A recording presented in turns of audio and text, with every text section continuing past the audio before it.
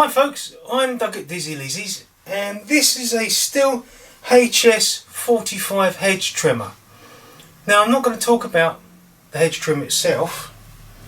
I want to talk about this. It's the kill switch. Now quite often you'll find that sometimes you got to push it to go off and the machine carries on running. So could it be a broken cable? But more than likely it's this that's packed up. Now you can clean them out by spraying some bits and pieces in there and flicking it backwards and forwards, but sometimes that doesn't work, so you go, throw it away, I'll get a new one. But you can actually take these apart and repair them, and I'll show you what I've done.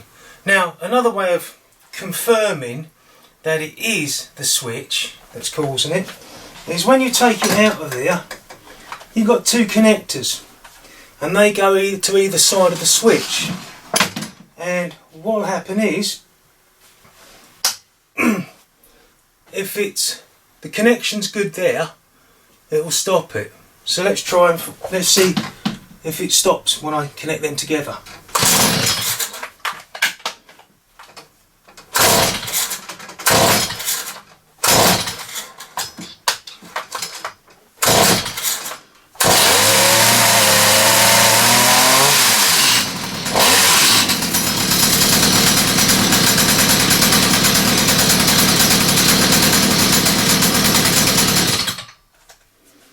Well, that means the electrical connections there is correct, so it's definitely the switch.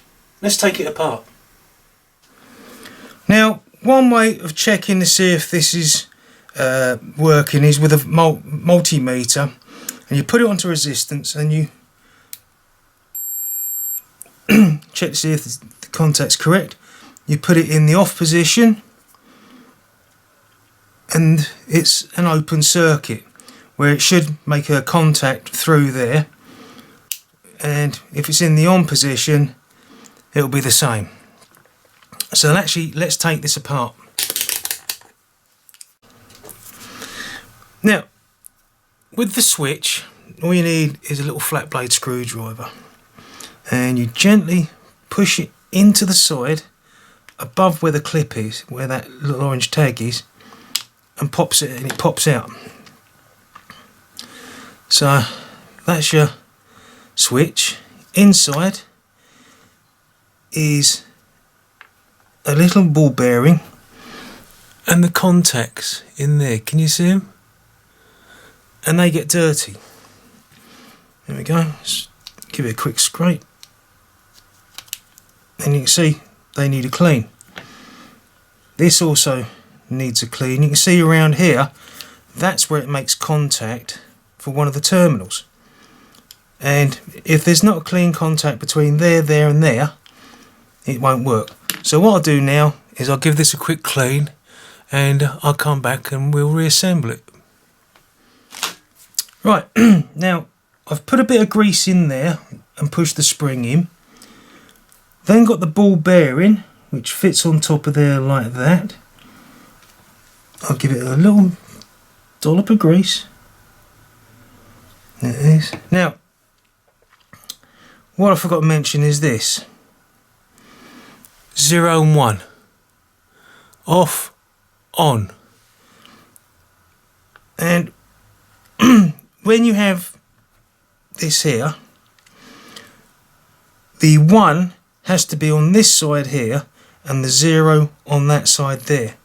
And the reason for it is when this little counter lever is moved over, and you just put a little bit of grease on it to help lubricate it and hold it in place, and when you turn it over and push it down like that, in the on position it should be an open circuit, and when it's in the off position it should be a closed circuit. So let's test it with a multimeter.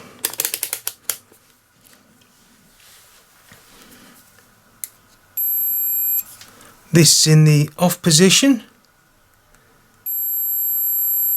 so that means it's got a contact. Put it in the on position. Means it's an open circuit. Off. It makes a connection, shorts the coil down. On. Open circuit and allows it to run. So now that's the switch repaired. Let's put it back in the machine and test it. So now I've installed, after connecting the two connectors up to the switch, pushed it in. Let's see if it starts. On, high speed, choke. Let's give it a go.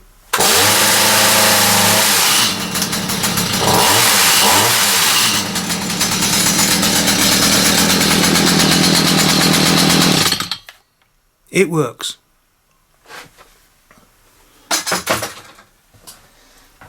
So, if you found that helpful and you liked it, please hit the like and subscribe.